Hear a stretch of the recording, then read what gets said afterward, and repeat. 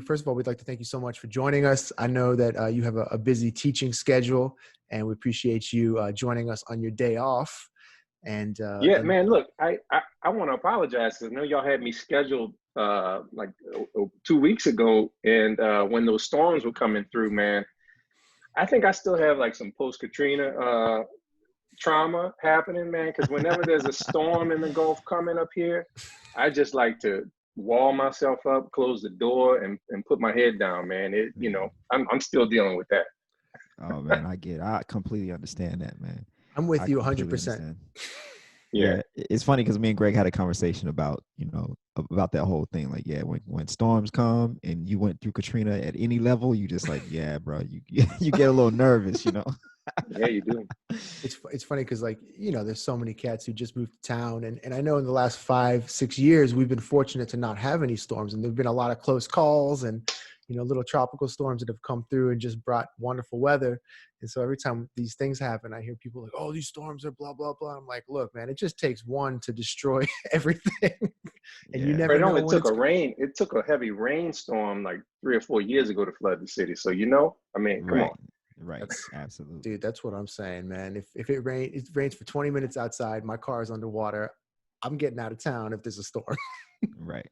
Yeah. Things are getting better though. So come visit New Orleans, y'all.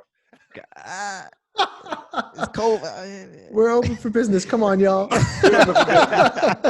all the gigs are closed, and right. Frenchman Street is literally boarded up. Come on down, y'all. Come on down.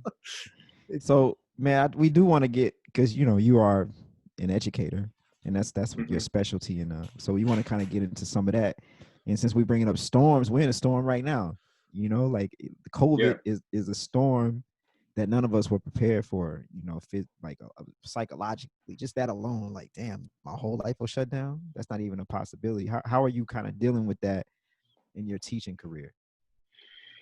Man, it's been a challenge, to say the least. Everything shifted to virtual learning for most teachers in March. And then I feel like for music teachers, some music teachers were the schools allowed them to be parts of the conversation, and they were able to position themselves and still sort of maintain some semblance of an arts program in their school. Other music teachers were shifted to support roles through like academic interventionists and reading interventionists and other roles that are not normally in the purview of a music specialist. So it just varies by district. And in New Orleans being a 100% public charter district, it varied from the different charters all over the city. Like some of our colleagues here were able to affect their music program and still be able to teach music. Others had to do a hybrid role where they were balancing doing a reading intervention spot, and they were shoved a little crumbs to still teach music. And the irony is, during like the hard times of the pandemic, people leaned on music and the arts to sort of pull them through. So it would make sense that we would think that children would need that too. But it's been rough, to say the least. Today I had a very interesting thought about music education, or just education in general in America. And I think COVID for me shined a light on it, and you can tell me what you think about this, but it seems to me that the education industry in America is the only industry that is pushing technology to the side. Every other industry is like, oh, we want to be better. We got to grasp this technology, integrate it so that we can see ourselves to the next level, to that future level of success. But where do you see that? Like, for instance, Zoom classes and things like that. Like, everybody's kind of like, yeah, we don't really want to do that. But I'm like, okay, what ways can you integrate Zoom, even if you are in the classroom? You know what I mean? Like, what ways can we integrate Zoom to help people get education who wouldn't normally have access to it? Or, for instance, if a kid is suspended, like, there is no such thing as suspension anymore. You might got to go home, but you still gonna learn today. Yeah, bro, that's a very interesting observation you have, man. And I will say, like, in my particular situation, I've been fortunate so far to be allowed to teach music classes this fall semester virtually, right? So a lot of the districts here in New Orleans have sort of shifted or shifting their approach using this technology as it's developing. And I would say more technology has been developed and is continuing to evolve since the pandemic began. And to your point, I hope that, you know, as we transition through and throughout this COVID-19 situation, and we go back to more face-to-face learning once the pandemic is over, people will still maintain an open mind to using that technology. Because you're right, like suspensions, you know, we can have, you know, now, let's put a pin in that, because I do want to talk about hybrid learning for a moment. But dealing with suspensions or even absences, when children are absent, they can still sort of be tuned in. Or even like if, I don't know, if parents have to travel and go away, and like the students can still be connected. But what I've also discovered is in the beginning of the year, especially, I know in New Orleans, most teachers spend about a month of professional development before the school year even starts. Without, like, a month without children. Teachers just get together because there is a large workforce of teachers here who are coming into the profession untrained, if you will, right? Okay. So they use that time to sort of get the teachers up to speed. They utilize more experienced teachers in partnership to sort of create sort of a robust professional development model, for better or worse, I'll say. Yeah. And with that, I think now, hopefully, some school districts can envision how to use Zoom to connect with kids in that intercession of summer. Like when the teachers are coming back for a whole month, okay, let's have an orientation week where now you get to be face to face with the kids online, and everybody's name has their name tag on it, so you can see it, you can associate a face with the name, right? So that when you're actually getting the building face to face with the kids, you've established this virtual relationship, but you have a relationship that's already been forming that you can build upon when you get face to face. I think that is crucial. And you also have a relationship with the parents, because the parents are there. Right. And so now the parents have seen the teacher, interact with the kids. You're spot on in that observation. Yeah. But now the about hybrid learning though. Okay. Like, let's say, for example, the child, for whatever reason, is suspended. Well, first of all, let's hope that you know, the conversation around suspensions and expulsions can sort of pivot to, like, and really get to the why. Why is all that happening? Like, why are children being criminalized in school, right? Mm-hmm. But so if a child is suspended and there is this robust technology, a technological system set up for them, who's going to run it though? Because there's ideas being thrown out now about teachers actually being able to teach the class face to face and also synchronously having a virtual lesson happening. You can't do that. Like, that's not a legit solution, in my opinion, because it's like, how do you manage a classroom of people and manage a virtual room and be good at both at the same time? That's not. Those are almost two separate jobs. Yeah, exactly. It's two separate jobs. So it would make sense then if you have personnel that can facilitate an online platform, either a paraprofessional or an actual teacher that can facilitate the online stuff to deal with the absenteeism that's happening in the school, rather than rolling that on to a teacher who already has to manage a classroom of students. I think that is a more agreeable solution. We see colleges now, I know up in New York, because I have a cousin who's teaching at Iona College. Okay. And he's teaching his classes, and he's using this thing called an OWL. Are y'all familiar with that? Mm-mm. What is the OWL? Darren? Yeah, I've heard of it. Go ahead. Yeah. He's using this OWL thing where you know, it zooms into specific students in the class who may be speaking, and then the camera actually tracks speakers in the room, and people who are virtual can tune in synchronously and connect to the class in that way. That might be advantageous for collegiate scholars, but I don't understand.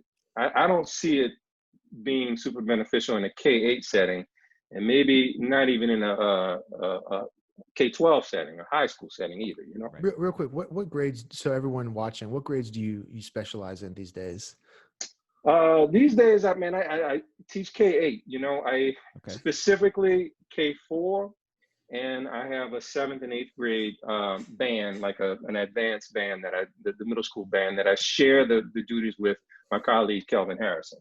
Yeah. Oh, okay, cool. So I actually want to dig into like education for that age group, but following up on some of the COVID questions, man, like how in the couple weeks that you guys have been in class and session, how have your students been adjusting to the virtual learning? And I know it's a totally unique situation because you're essentially being invited into people's homes and like, seeing where the kids, being, you got a place at the dinner table a lot of times. And so I was wondering how you see the kids adjusting to this new thing and maybe some of the hurdles and maybe some of the positives you see out of what's going on.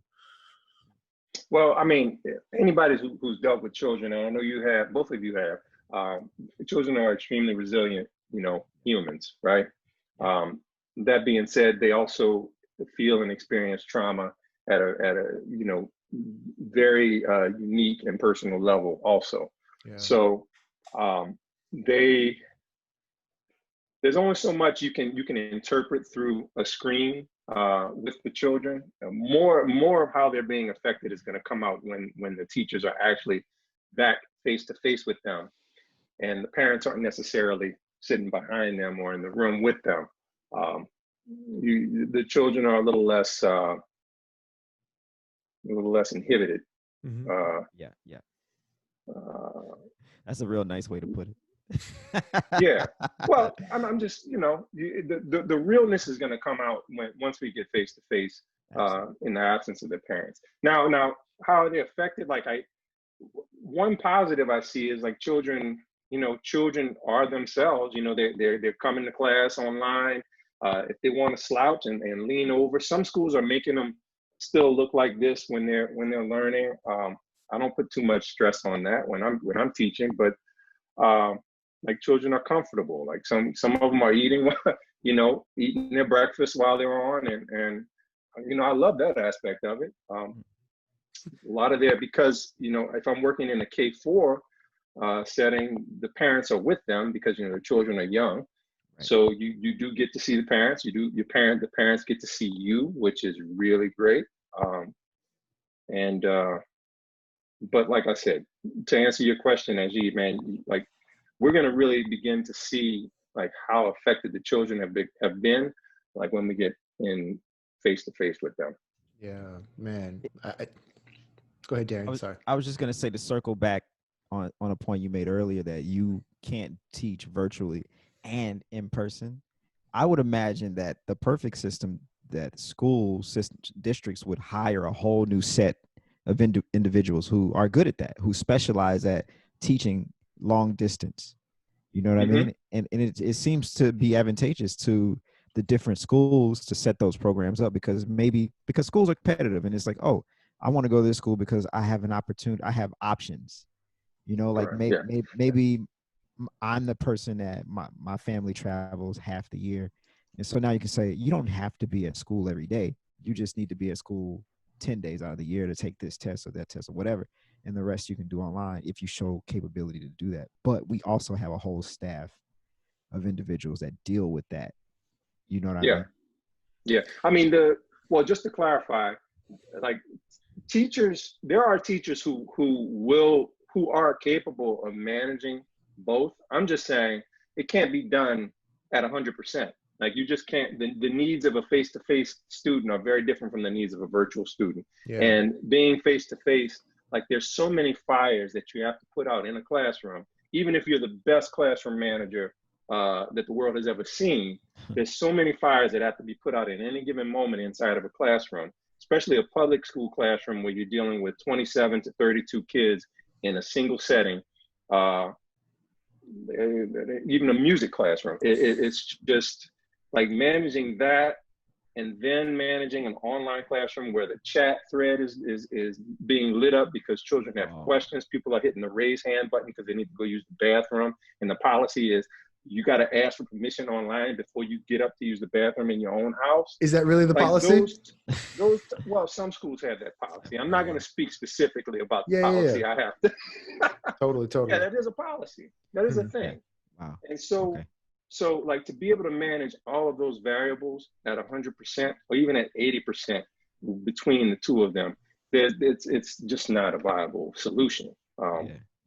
But because that's the thing in the classroom, what you were saying is like there's so many needs that the kids need that are outside of just like lecturing the class. Like, I mean, when you're in the classroom with kids, especially younger kids who are not in high school, there's so much of the interaction lesson that's not necessarily about music or math. It's about interacting with people, learning how to control your emotions, learning how to not use the bathroom every 5 minutes or something, like just simple things that you if you're fortunate enough to get a class that's coming to you from recess, which most of the specialist teachers do get, like they somehow schedule the music class right after certain classes come from their lunch recess period.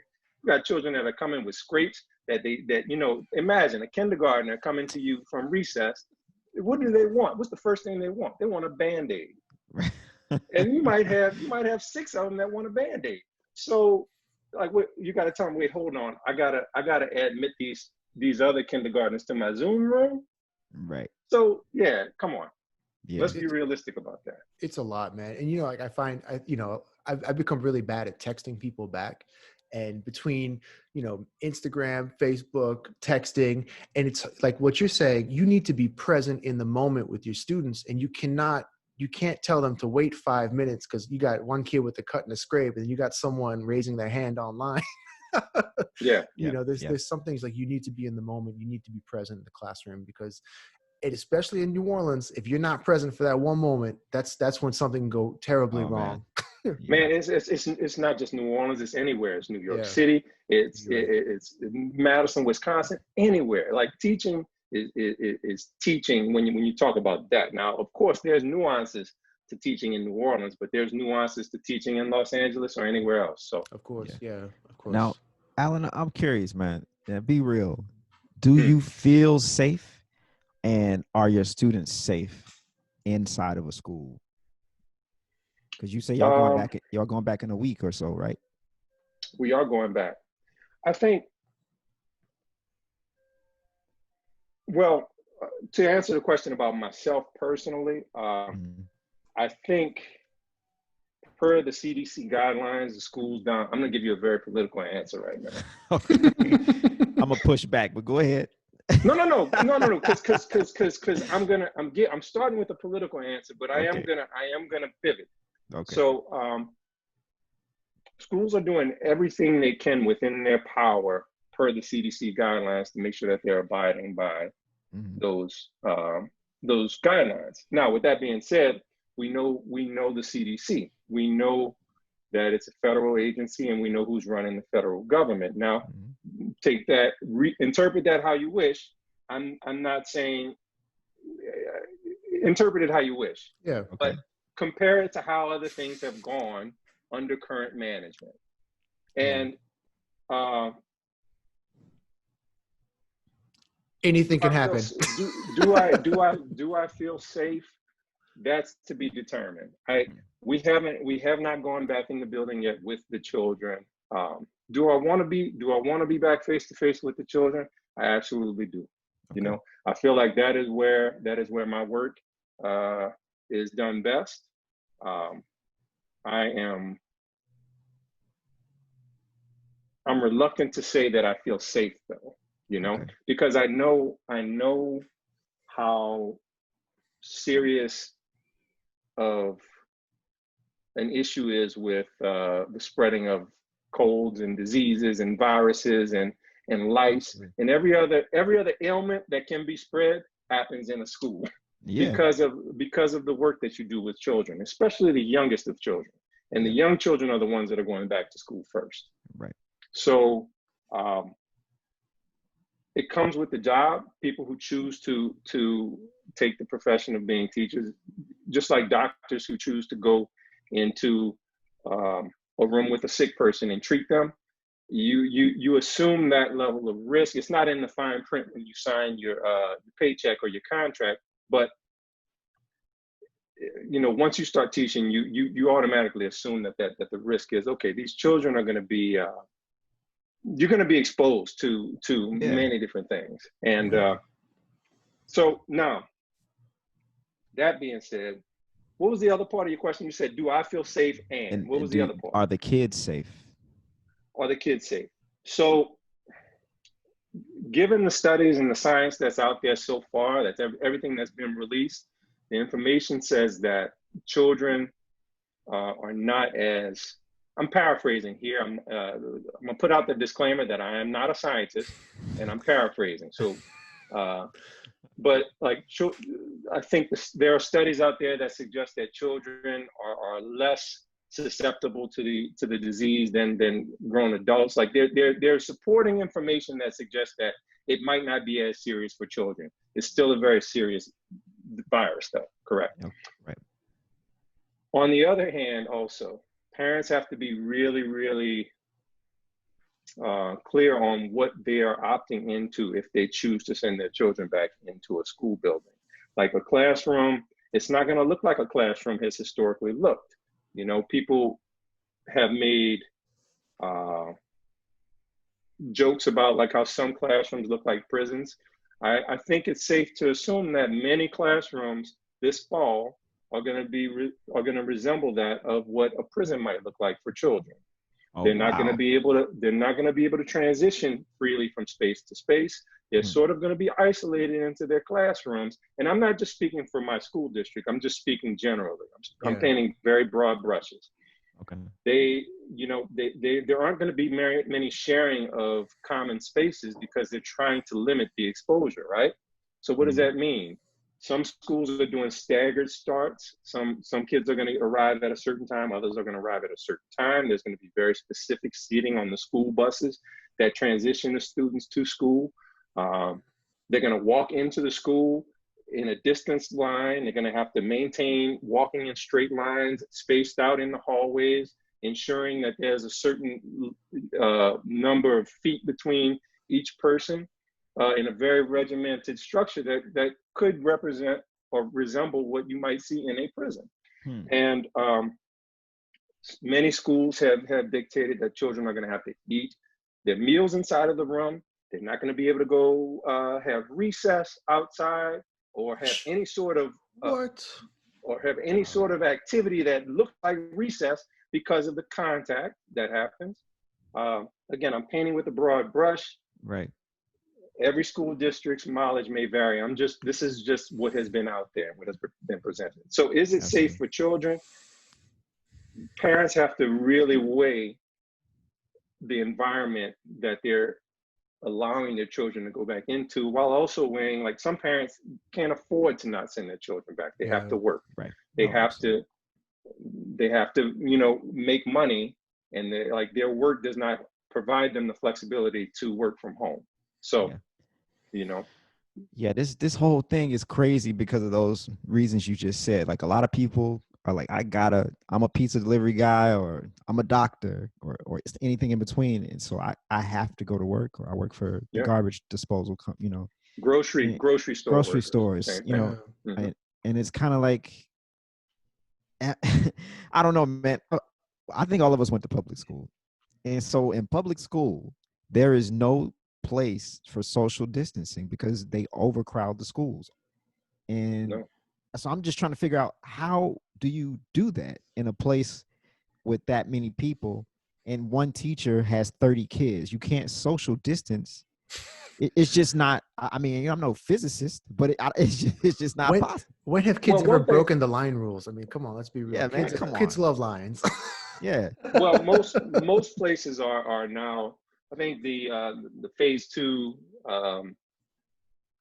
structure is set up to where it's a maximum class size of 25, including the teacher. So thankfully, we're not going to be seeing classes of 30 kids under phase 2.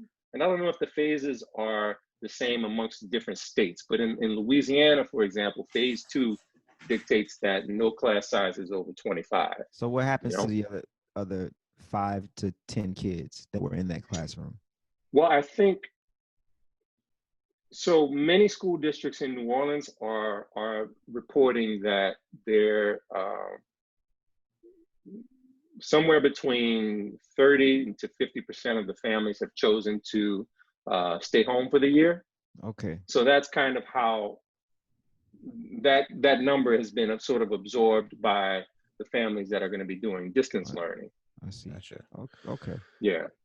Man, this is all some crazy stuff. And I like you were saying earlier, it's like, you know, as an educator, a lot of I think a lot of the things that make a great educator are classroom management and like classroom culture, in addition to the actual lessons. So it's such a I don't want to use the word burden, but it's such a transition to expect teachers to all of a sudden master this skill of virtual learning. And, you know, from all sides of the education system trying to adjust for this situation. You know, this is a really hard thing, and everyone's going through it, man. So I hope as teachers, we can still provide some type of escape, or at least a positive point in these kids' lives through education. Mm-hmm.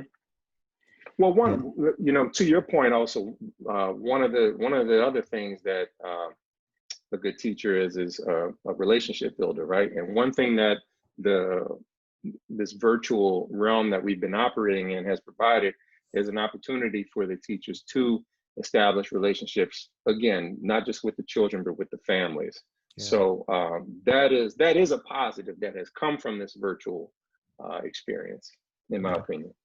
I think it's so important to have relationships with, I mean, when the family is included in the education, with just, you know, coming to school from PTA meetings or soccer games or whatever it is, it's man, it just changes the environment for the children, for the teachers. I think it's such a positive thing. Yeah. Go ahead, Darren, go ahead. I was just going to say, like, you know, and Alan, I don't want you to feel like I'm attacking you. You the teacher in the room and this and that. It's not your fault. None of this is your fault, but you here and we having this discussion. But I just feel like we, to a certain degree, we are sacrificing our kids, because even if one kid gets sick and almost dies, that price is too high. You know, we are sacrificing our kids by what? By putting them in the line of fire. So it's like, you know what? We know that this is spread, you know, through the air, and when a lot of people get close together. So go in that building and be close together. Yeah. We couldn't figure out nationally another way to do this, you know, to make this a little bit safe. I mean, that's why it's so important that parents are informed and that school districts are transparent to the utmost with parents about what they're bringing, what they're putting their children into. Because it's not just, so the guidelines are saying that, okay, the children are maintaining their pods. They're going to be in controlled groups of 25. Nobody outside of that pod is going to interact with that pod of children. Okay. Now, inside of the school, that's a contained unit. So again, what are you subjecting your kids to? So your child is stuck in this pod. They have to go to the bathroom at the same time. They cannot cross paths with pod B if they're pod A, because there's contamination possibilities or exposure possibilities there. Right. So everything has to happen in this contained unit. Now, the other variable then is, okay, specialist teachers like music, art teachers, teachers that provide servicing to those pods. Right. We're rotating pods. So how do we maintain that we are not the vector that is exposing the children in those pods? Absolutely. Not only that, when children go home, they're playing with their neighbors who go to other schools. So there's exposure there. You know, like these are all things that parents, to your point, Darrian, just have to make sure that they're considering when they make that choice of having to send their children in, either by choice or by necessity, as we pointed out, because many parents just have to be able to get to work, and they can't do that. They can't maintain their livelihood if, if children are in the house with them. Right. Yeah. Ah, man, I'm glad I'm not a politician trying to figure this out. Because it's hard. Yeah, it's hard. And I think that the blame is going to be put on some people later, you know? Yeah, well, I mean, for whatever it may, like for whatever benefit or not benefit, but for whatever reason, you know, Americans have short memories, man. Like, you know, like they're not going to be like people were singing the praise of teachers in March and April, and come August, teachers are now the public enemy number one because they don't want to get back in the classroom with children because they're worried about safety and everything. Yeah. And you know, they're just being selfish. So like people have very short memories when it comes, like even, you know, using the police as an example, like you know, after 9/11, you know, police were held in such high regard. 2 years later, they try to get a raise and they can't get a raise. Now, I'm not saying that as a proponent of policing, but I'm just saying like the common citizen has such a short memory when it comes to social issues. Yeah, it's all about the emotions, man. I mean, I guess what politics really, not to get into a conversation about politics, but it's about taking advantage of the emotions of the moment to, you know, to fulfill an agenda. Yep. I just want to say, man, Roderick Paulin chimed in on Facebook, and I just wanted to throw in his 2 cents. He said, social distancing will not work, and that's being transparent. And I agree with Roderick on that. Yeah, no, I totally agree. Bro, listen, I agree with Roderick. Like if you think about it this way, like the common, like most of the schools, I'm going to use just New Orleans as an example. Okay. I don't, you know, New York is so different. Most of the schools in New Orleans post Katrina have been rebuilt. We have we have a lot of really beautiful brand new buildings, and they were built off of many of the same architectural plans, like the same. They used the template. It was like 2 or 3 different blueprints that they sold around, and they built all of these different schools based off of those blueprints. So there is a common square footage amongst many of the classrooms. If you think 24 kids or 23 kids can safely social distance in that square footage that is in that common classroom, the math doesn't work out. So no, that's why though they're saying if you're in that pod of kids, you don't have to social distance.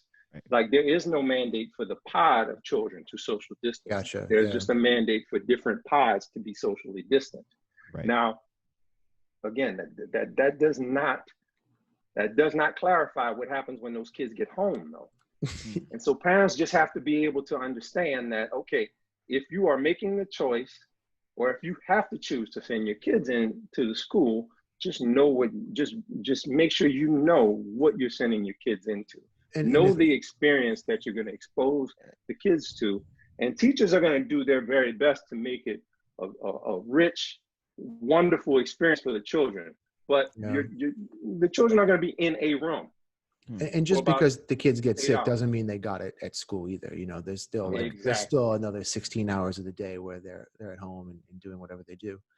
Exactly. I would love to transition the conversation more into a general kind of talking about, you were mentioning post-Katrina New Orleans, and maybe more talk about education outside of the COVID context, because I'm not speaking for Darrian here, but man, I've had this conversation so many times over the last 5 months that sometimes it's like, I think it's important to know when to cut it off, because it's like we just start talking about the same stuff over and over. Yeah. But you were, you know, Alan for those of you who don't know Alan and his work, you know, Alan is a wonderful saxophone player. You know, Darrian and I both met him through the Uptown Jazz Orchestra, but Alan has really found his found his stride, or found, you know, really impacted the community in such a positive way through his education. And, you know, I look forward so much to interacting with Alan's former students, whether it be like through our camp here at Second Line, or at the Louis Armstrong Jazz Camp. And now that I'm over at NOCA, I have a couple of your former students. And Alan, I have to say, man, they're some of the most prepared, and they have such an amazing mindset and attitude towards music and towards learning. And, you know, I just, every time I see you, I got to let you know that, man, you're doing such a wonderful job with these kids. And I you know, I appreciate that, bro. I'm just a spoke in the wheel of influence that I share that with you, and I share that with my colleague. man, we're all doing the work, Totally. Thank you though. That means a Man. lot. Hey man, and thank you, because let me tell you, you make my life so much easier. Yeah. But man, like interacting with music students from like again, from that K to 8th grade age group. And I know Hmm. specifically even within that age range, there's so many differences. But Yeah. when I was teaching at a high school here, there were a lot of students that were showing up in 9th grade and had never played before, and Yep. had no middle school music education, no elementary school education. And I was wondering if you would share your thoughts on the importance of elementary and middle school music education in the development of musicians. Yeah, man. Um, Man, I love teaching K8. I absolutely love teaching K8. It's like you wear, I wear three hats as a music teacher at those grade levels, because and it's not for nothing, man. Like, I feel like a lot of my personal development as a musician, I had to either stifle or put on pause so that I could develop more as an educator. Hmm. And like, because I got into education as a performer. I wasn't trained in education. My degrees aren't in education. I had to learn it. I had to shed it. I had to study it. And I had the benefit of just like, as a musician, there's an apprenticeship that you go through. You work, you seek out the musicians that you want to associate with, and you just try to be around them. You try to associate and get as much information as you can from the bandstand with them, and just in life from the hang. It's the same with education, especially if you're fortunate enough to be a music educator. I wish so much that more of our performers would see the benefits of teaching.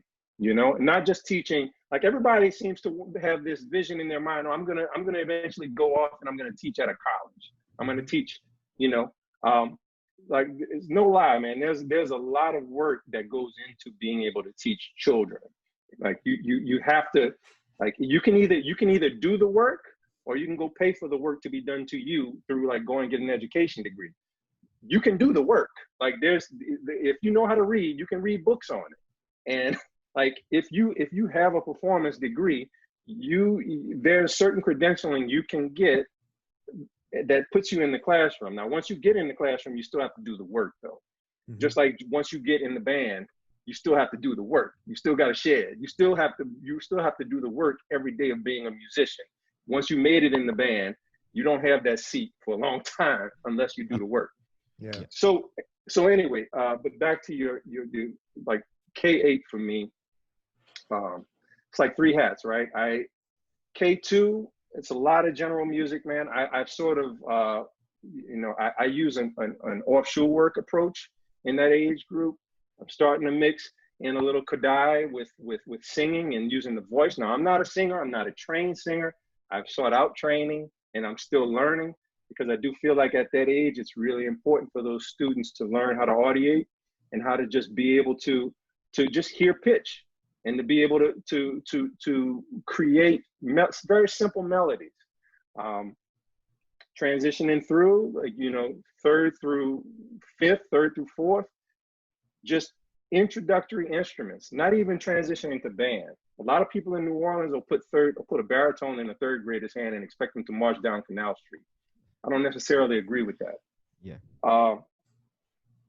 And then once, kids get to sixth grade, we start a band curriculum. So I wear the hat of a band teacher then. And I'm fortunate to be able to have been at the school where I am right now. This is my 8th year there. So the 8th graders I have were first graders for me. Oh, wow. And so, like, I have an amazing relationship that has taken work. But now I can reap the benefit of many seeds that were planted when they were first graders, and like, I hope that in 8 years I can still maintain the relationship with the kids at my school, because, like, the success comes from the longevity, at that school. And when you teach high school, like, and Greg, you're teaching high school, so you know what I'm talking about. High school is really cool because, the kids are coming, they should be coming to you with the prerequisite amount of information that then you can shape and mold and turn it into something else that prepares them for adulthood, basically. But what I love about K-8 is, the shaping and the molding. Now, what I hate about K-8 is usually right around the time in April when they get to 8th grade and they finally starting to swing and they really are like looking, like sounding like they're getting to something. I cut them loose and I send them to y'all, Oh, I wish there was an environment where I could hold on to them just a little bit longer so I can start having a lot more fun with them. We still have a lot of fun though. But I really value the long-term trajectory and the long-term relationships that teaching K-8 brings, even though it's a ton of work. It's really hard. Yeah. It's even from a playing perspective, what you were just saying about, like, in 8th grade, you turn them loose and that's when they're really swinging, it's, I think. Not really. No, wait, hold up. Not really swinging, but I mean, they at least know, okay, I need to listen to this to get to this. So go ahead. But I think what's killing about that is that tying it back in also to all of us as players have these grad aspirations of teaching at this, like, prestigious college program and things like that. But if we don't have elementary and middle school education, we don't have high school education, we don't have college education, we don't have musicians. And again, even bringing that back to the cats cutting them loose at 8th grade, and as a high school teacher, if a cat doesn't even know, like, why he's doing what he's doing or what he's shooting for, which I guess I think is like kind of what you were trying to say with in terms of them swinging, it's too late at 9th grade almost, 10th grade, 11th grade. It's really, really hard to put a clarinet or a saxophone in a 9th grader's hands who's never played music and even be able to communicate to them what they're trying to do. Yeah. And man, so you're at NOCA, the New Orleans Center for Creative Arts. You're seeing the students who have left us, who kind of have an idea about what it is to make it to the league, if you will. They kind of have an idea about, okay, well, I'm intrigued about this being a musician thing, but honestly, man, like I'm just as interested in teaching the kids who are not necessarily interested in going to the league, but interested in just being good patrons of the arts. Like totally. I want them to be able to listen to good music. I want them to be able to hear good music, because those are the people that's going to be coming to our gigs. And like if we don't create good listeners, like I can create 5 great musicians and they're going to be playing for each other. But if I create 20 good listeners, 20 people at a jazz gig is a decent sized crowd, if you will. It's not bad. Unfortunately. You know what I'm saying? No, I'm just saying, and it's not even just about jazz. But if we create people who actually can listen critically to good music, and that starts young, that is a mission accomplished, and then the ones who actually make it up to the creative arts high schools, and if they choose to then go pursue careers in music, that's bonus. That's icing on the cake, But also, man, credit to their families too, man, because their families are pushing them in that direction. Because there's a lot of families who are deliberately pushing children away from that direction. Yeah, so absolutely.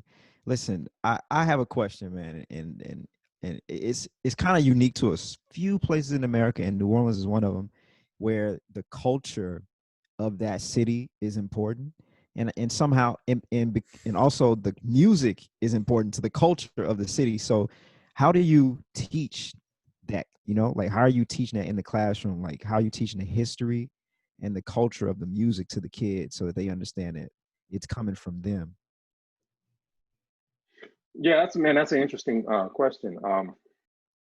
So in my opinion, like in New Orleans specifically, the music is coming from 3 different sources, right? Or it can come from 3 different sources. It can come from the community, it can come from the church, or it can come from the school, right? 2 of those 3 need to be working in order for something really musical to be happening, in my opinion. Okay. If you're just getting it from one, you're missing some things. Absolutely.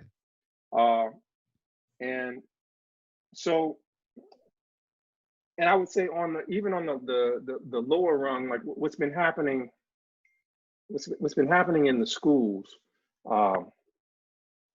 like many of the schools in New Orleans have sort of shifted to like a very myopic approach to music education, doing just one type of music education. Are you talking about marching band? Well, no, man. I don't want to just say it's marching band, right? Because like there's marching band, there's a lot of music can be taught through marching band, right? But I'm speaking more so about what has been accepted as the culture in New Orleans. Yeah.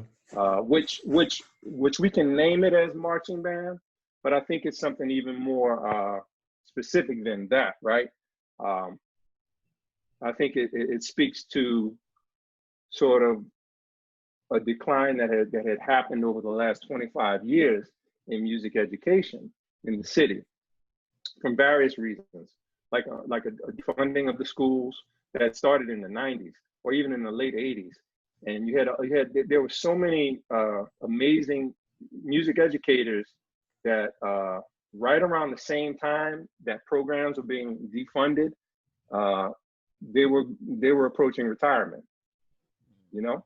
And it was happening also at the same time where, you know, so many schools were producing music educators like LSU and all these other, but it was also at a time where, you know, music educators didn't necessarily, or trained music educators didn't necessarily want to come and work in the city because of all the stigmas that Orleans Parish schools had. And so who was left available to work in the city? It was people who were part of this marching band culture that you're speaking of. Now, I can't knock them though. I don't want to knock them because those educators stepped up when other people didn't.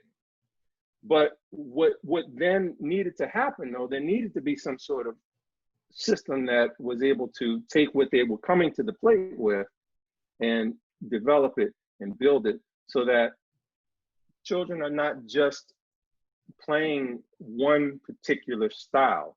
It's also like not even like, let's pull it away from marching band. Like there's choir, there's theater, there's drama, there's musical theater, there's drama, there's so many different aspects of music that band just scratches the surface of that isn't happening in New Orleans. New Orleans is very band heavy, but you know, unless your musical experience is coming from the church, you're not really getting a choral experience in the city right now. If you're going to like there may be 4 or 5 schools, high schools that I'm thinking of that may have a choral program, and once you get to the middle, it's less, and elementary choral is pretty much non-existent. So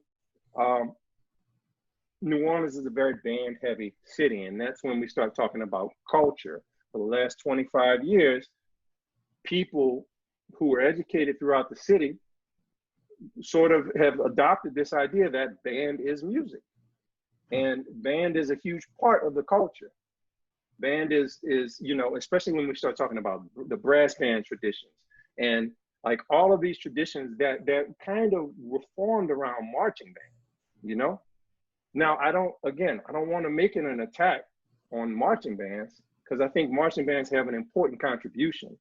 But when we start talking about like the elements of musicianship that need to be addressed, if we're trying to create, you know, musicians, blending, balance, intonation, reading. Absolutely. You know, like, again, why do we have some schools putting baritones in the hands of 3rd graders?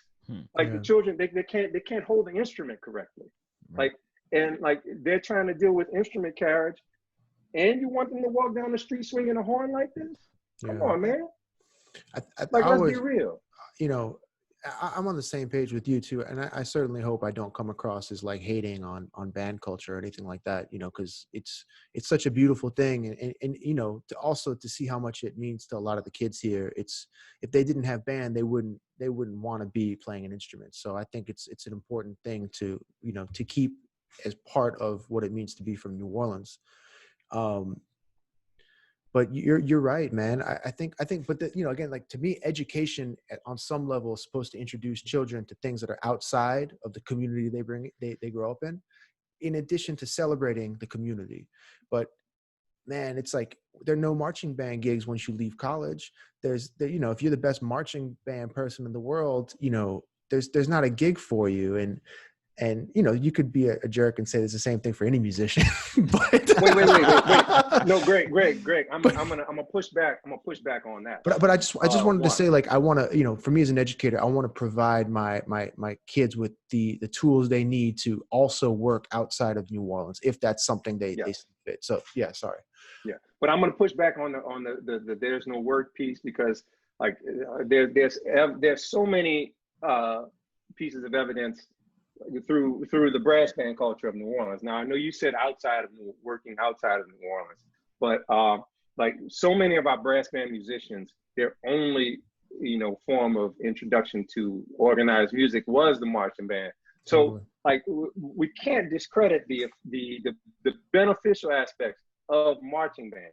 But I just, in my ideal world, we wouldn't have middle schools doing it. It would be a high school experience. Mm-hmm. And because if you listen to the high school directors, like their main critique is, well, the kids are coming to us, they don't know how to read. The kids are coming to us, they just can't play in tune. The kids are coming to us and they don't know how to finger this particular note. I'm like, okay, well, if we really want to talk about why they're coming to you like that, we'll get to the answer why. It's because we're forcing them to do activities that are beyond their zone of development before we actually get them to do the things that they need to be doing at that particular grade level. Man, yeah, that's interesting, man. You know, I'm from Mississippi, so we also have marching band culture. Because I think it's because of football, honestly. And so you start marching. And Mardi Gras. And Mardi Gras and all that. So you start marching in middle school, but you also, at the schools I went to, we also had other programs like, you know, symphonic instrument programs in like, you know, you could be in the orchestra, youth orchestra, which I was in and played timpani and stuff and hated it, but my mom made me do it. But you get some fundamental knowledge in there to go along with. Funny enough, I never marched in marching band until college. So I did all those other things. You know what I mean? So maybe that's, like you said, that's the missing piece. They need to get the other things to supplement the marching band experience. Darren, you're absolutely correct. And like, so let's talk about why they're not getting those things. So many of the, and again, this is not a condemnation of the people who are doing the work, because they're to be commended because they're stepping up to do the work in the schools, right? But you know, many of the people who are coming into the profession of teaching music in New Orleans are coming in with this background, this very specific background of dealing with the marching band medium, you know? Yeah. And if they were going to a high school that was a really strong marching band, you know, proponent, and they like that's what they do at that high school, they would thrive in that scenario. But there's only so many high schools. So what's next? Okay, well, this middle school has an opening. I'm going to go to this middle school. Okay, but you cannot teach a high school level activity to middle schoolers. Yeah. Like it's not developmentally appropriate for that level. And to what you're saying, Darrian, like you know, there are many middle schools around the country who are marching at 6th, 7th, and 8th grade. You're absolutely right. But they also have as a foundational component, if you think about it as a wheel, the cog of that wheel is usually the concert band. And from the concert band stems all of these auxiliary programs. You have, you know, chamber ensembles, you have jazz band, you have brass band if it's New Orleans, you have concert, symphonic band. You have all of these things that branch off from that cog, that central cog, which is concert band. Right. And because that is the environment where you develop all of those foundational skills that transition into higher levels of musicianship. What else is happening at the middle school level? In New Orleans, you know, if you think about a good size of a marching band, you want to have at least 100 kids, right? Right. So statistically, a marching band at a 5A high school, you're going to have probably 10% of the school is going to be, a healthy music program has about 10%, 10 to 15% of the student population in the school. So that's a healthy program. So a high school that has 1,000 kids, if you have a 100-person band, that's a good sized band. That's a good sized band program, right? Yeah, yeah. But now let's translate that to what we have in New Orleans, for example, a K-8 school. A K-8 school might have 1,000 kids. But now if you have 1,000 kids in a K-8 school and you then think of a middle school band, that middle school is only 6th, 7th, and 8th, technically, right? So that's about 100 kids per grade level. So that's 300 kids. So if you want to talk about the 10% ratio, 10% of that is only 30 kids. That's not a good sized marching band. Yeah. So what are educators doing in order to fulfill the requirement to have a good sized marching band? They're starting to pull kids from 5th grade, starting to pull kids from 4th grade, starting to pull them from 3rd grade. Some of them have 2nd graders marching.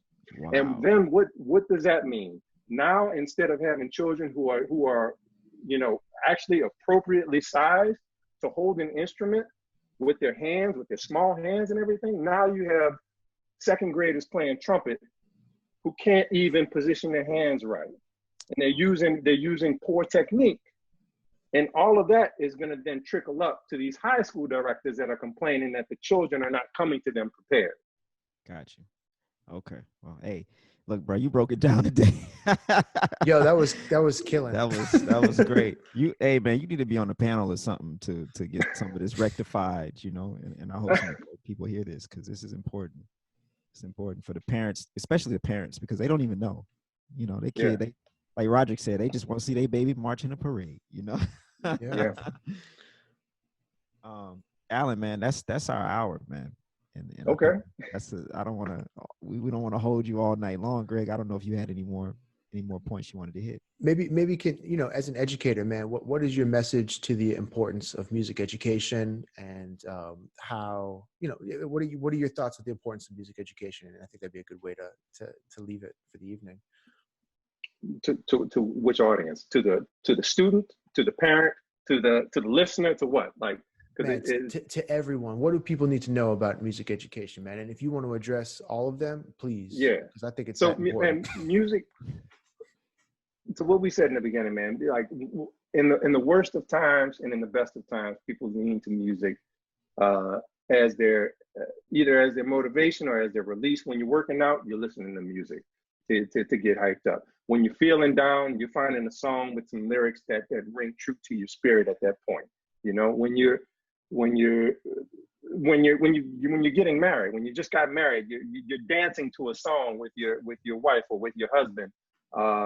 So, and to speak to what music education provides, without music education, people wouldn't be able to appreciate the music that they're hearing. The quality of music would suffer. Like the productions, the level of production in music that will be coming out in the future will decline if we didn't have people doing the work of educating the future listeners, the future audience, and the future makers of music. So there you go. There it is. Yo, this is the Working Artist Project. I'm Darrian Douglas. Yo, Alan, thank you so much for coming. Bro, Alan, thank you so much. That was so informative, and you really broke it down in such an amazing, and in a way that only a master teacher could, man. Gave us a lesson tonight. That was great, man. Thank you so much, man.